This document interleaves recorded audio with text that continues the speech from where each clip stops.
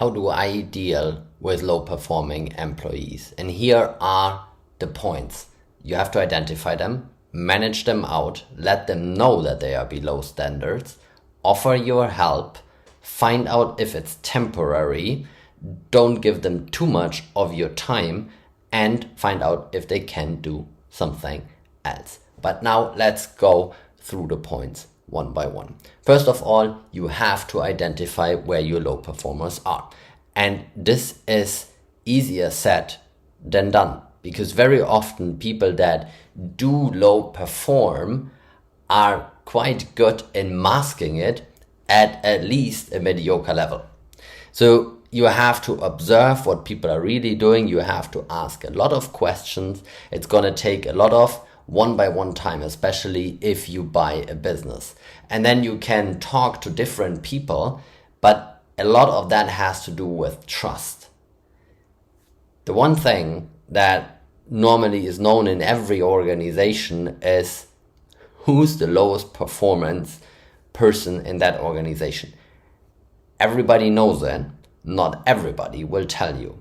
So you have to identify that over the time. If you have identified that person, you can do a set of steps. First of all, and that's what I usually do, is if I have identified a low performer, I try to find out is that person doing the right job in that business, in that organization where they are. Maybe, and very often that's the case, they are just in a job that they are not feeling really comfortable in, or they are not set up to succeed. They don't have the right tools, they don't have the right budget, they don't have the right education, they don't have enough training. There can be a lot of contributing factors.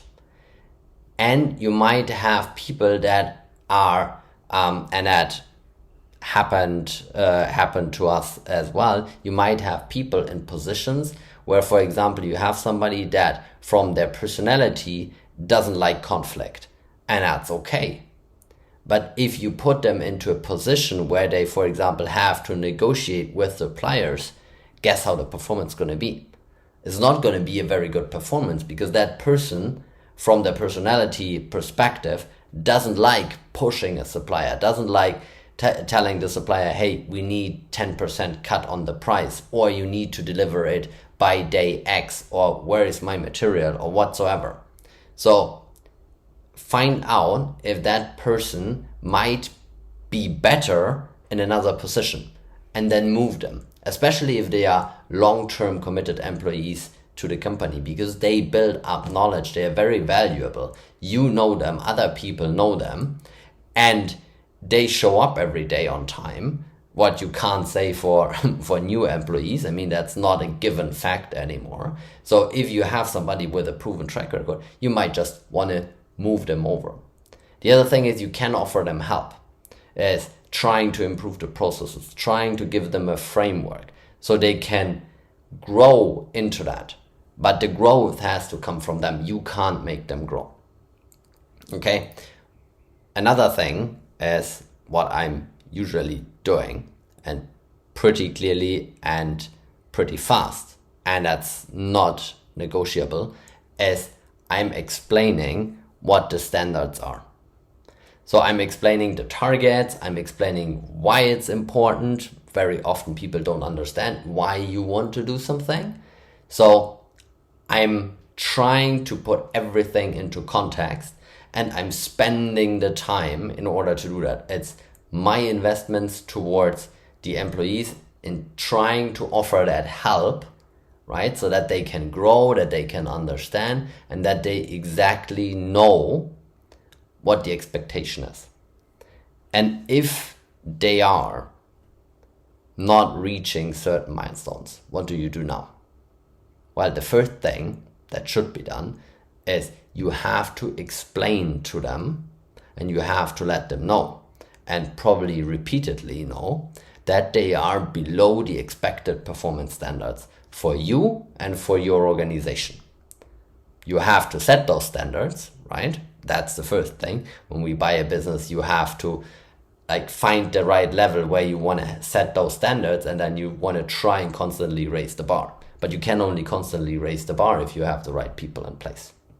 So you have to let people know if they are below the expected performance standards. They have to know the standards, and then you have to explain to them if they are below the standard. And that sometimes it's all that's needed. And if you have done it verbally, then you might want to follow up with a written communication, being it a written warning or whatever you want to take it. I mean, however strict you want to be on your HR line. I would prefer rather strict than relaxed, and for a couple of reasons, but we're going to come to that. Is you should set those standards, and then you should also let them in written know that they are below those expected standards. And so you offered the help, you identified everyone. Now, the one thing that is very critical, and it's really critical, is you have to understand, is it a temporary issue, right? Especially when you buy a business and you are like, don't know people. Like, for example, had that person a death in their family?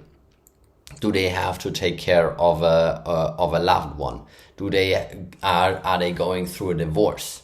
Right? There can be a lot of reasons why somebody is currently low performing, and we all have those phases in our life. I mean, that's life. Life happens while you make plans, as the saying goes.